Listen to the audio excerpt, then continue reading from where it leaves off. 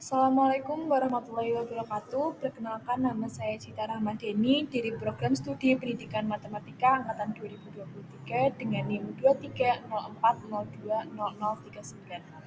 Pada mata kuliah pengantar ilmu pendidikan ini, saya akan memberikan penjelasan dan memberikan informasi mengenai permasalahan-permasalahan pendidikan yang ada di Indonesia.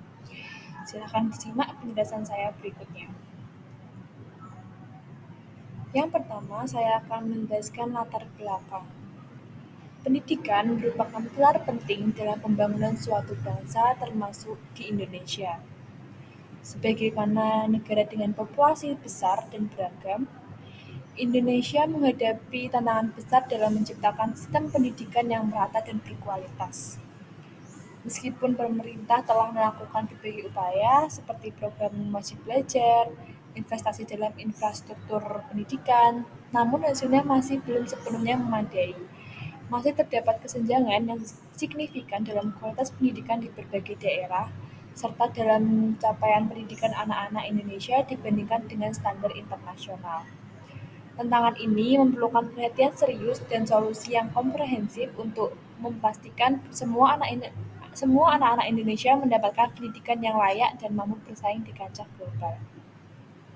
Selanjutnya, saya akan memberikan pemaparan mengenai masalah-masalah apa saja yang menjadi kunci utama permasalahan pendidikan yang ada di Indonesia, serta saya juga akan memaparkan mengenai solusi-solusi yang mungkin bisa diterapkan oleh pemerintah untuk menanggulangi permasalahan tersebut.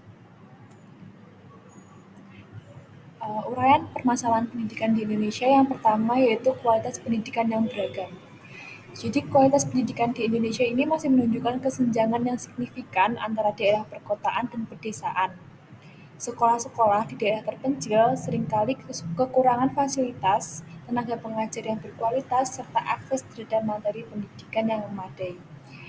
Hal inilah yang menyebabkan ketimpangan dalam kualitas pendidikan yang diterima oleh siswa di berbagai daerah. Masalah pendidikan yang kedua adalah rendahnya kompetensi guru.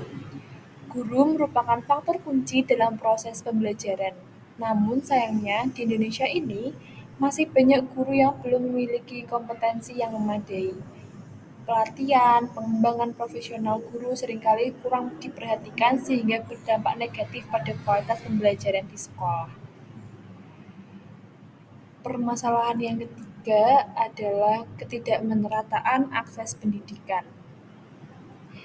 Jadi meskipun telah ada program wajib belajar, namun masih terdapat banyak anak-anak di Indonesia yang tidak mendapat akses pendidikan dasar. Hal ini disebabkan oleh berbagai faktor seperti kemiskinan, jarak geografis, dan kurangnya kesadaran akan pentingnya pendidikan. Masalah yang keempat adalah beban kurikulum yang berat. Jadi kurikulum di Indonesia ini sering dianggap terlalu berat dan tidak relevan dengan kebutuhan siswa di dunia nyata. Banyaknya mata pelajaran yang harus dipelajari oleh siswa, materi yang harus dikuasai oleh siswa, itu menyebabkan mereka kurang mampu mengembangkan keterampilan praktis yang dibutuhkan di dunia kerja. Selanjutnya adalah sarana dan prasarana yang tidak memadai. Jadi masih banyak sekolah di Indonesia yang masih kekurangan sarana dan prasarana yang memadai seperti ruang kelas yang layak, laboratorium, perpustakaan, dan akses teknologi informasi. Kondisi ini sangat mempengaruhi proses pembelajaran dan motivasi siswa, sehingga kegiatan pembelajaran juga dilaksanakan kurang maksimal. Untuk permasalahan selanjutnya adalah tingkat putus sekolah yang tinggi. Jadi tingginya angka putus sekolah di Indonesia, terutama di jenjang pendidikan menengah, menjadi salah satu permasalahan serius. Faktor ekonomi, budaya, dan lingkungan sosial seringkali menjadi penyebab utama anak-anak berhenti sekolah. Sehingga ini juga menjadi permasalahan pendidikan di Indonesia yang perlu diperhatikan secara serius. Selanjutnya adalah pengaruh teknologi yang belum optimal. Dalam era digital ini, pemanfaatan teknologi dalam pendidikan menjadi sangat penting. Namun, banyak sekolah di Indonesia yang masih belum mengintegrasikan teknologi secara efektif dalam proses pembelajaran. Hal ini menyebabkan siswa kurang siap menghadapi tantangan di era digital. Permasalahan yang terakhir adalah biaya pendidikan yang tinggi. Meskipun ada sekolah negeri yang menawarkan pendidikan gratis, namun biaya tambahan seperti biaya seragam, biaya buku, dan kegiatan ekstrakurikuler seringkali menjadi beban bagi keluarga berpenghasilan rendah. Hal ini dapat menghambat akses pendidikan bagi anak-anak dari keluarga kurang mampu. Secara keseluruhan, permasalahan pendidikan di Indonesia mencerminkan tantangan besar yang harus diatasi untuk meningkatkan kualitas sumber daya manusia dan daya saing bangsa.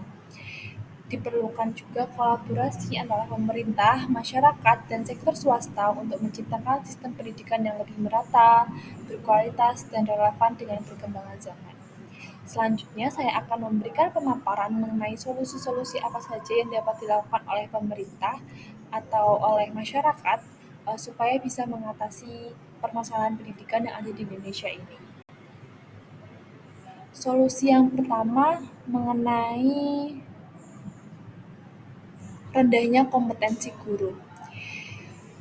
Rendahnya kompetensi guru ini dapat diatasi dengan yang pertama adalah pelatihan dan pengembangan berkelanjutan, yaitu dengan mengadakan program pelatihan berkelanjutan bagi guru untuk meningkatkan kompetensi mereka dalam pengajaran dan penggunaan teknologi pendidikan.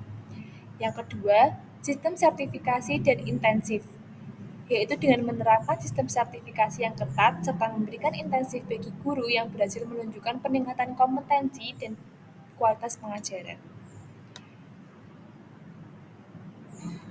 Solusi mengenai ketidakmerataan akses pendidikan. Ada dua solusi untuk mengatasi ketidakmerataan akses pendidikan yang dapat saya sampaikan. Yang pertama yaitu program beasiswa dan bantuan pendidikan, yaitu dengan menyediakan lebih banyak beasiswa dan bantuan pendidikan untuk siswa dari keluarga kurang mampu serta daerah terpencil. Yang kedua yaitu pembangunan infrastruktur transportasi, yaitu dengan meningkatkan akses transportasi untuk memudahkan siswa di daerah terpencil untuk menjangkau sekolahnya.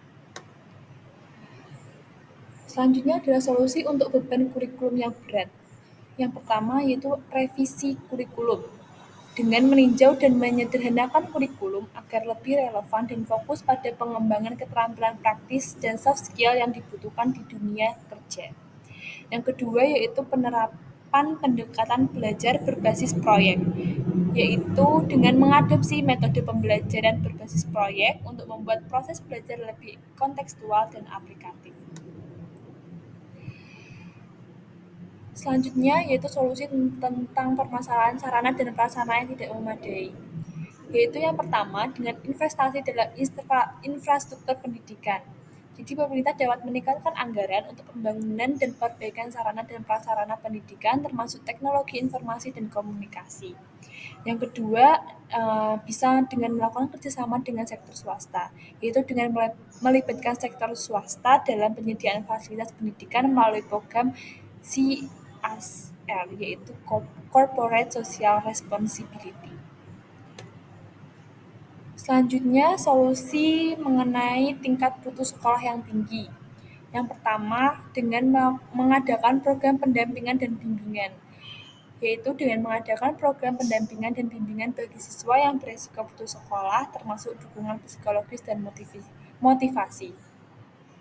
Yang kedua, yaitu peningkatan kesejahteraan keluarga, meningkatkan program bantuan sosial dan ekonomi untuk keluarga kurang mampu agar mereka dapat mendukung pendidikan anak-anak mereka. Solusi yang berikutnya yaitu mengenai pengaruh teknologi yang belum optimal. Dapat dilakukan dengan dua cara, yaitu integrasi teknologi dalam pembelajaran, yaitu dengan meningkatkan penggunaan teknologi dalam proses pembelajaran melalui pelatihan guru dan penyediaan perangkat teknologi yang memadai di sekolah.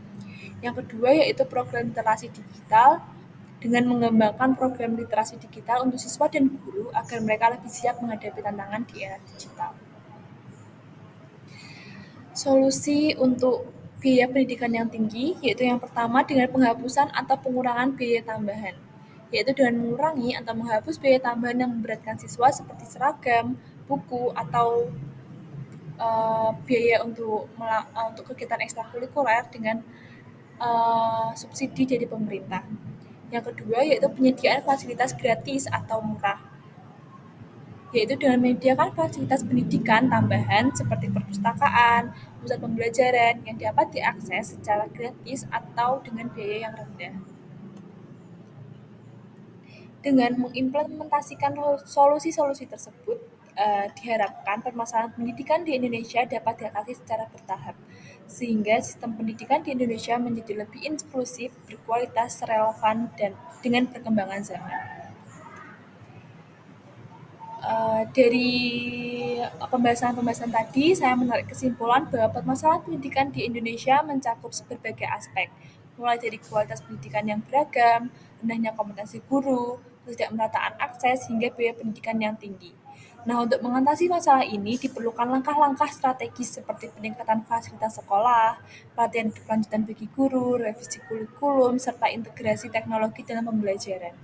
Selain itu, program beasiswa, bantuan pendidikan, dan peningkatan kesejahteraan keluarga juga penting untuk memastikan semua anak mendapatkan akses pendidikan yang layak. Dengan upaya kolaboratif dari pemerintah, masyarakat, dan sektor swasta, sistem pendidikan di Indonesia dapat ditingkatkan secara signifikan, sehingga menghasilkan sumber daya manusia yang lebih kompeten dan berdaya saing tinggi bagi negara Indonesia. Demikian yang dapat saya sampaikan. Semoga video ini dapat menjadi sumber informasi yang bermanfaat bagi penonton. Terima kasih dan mohon maaf apabila ada kesalahan. Wassalamualaikum warahmatullahi wabarakatuh.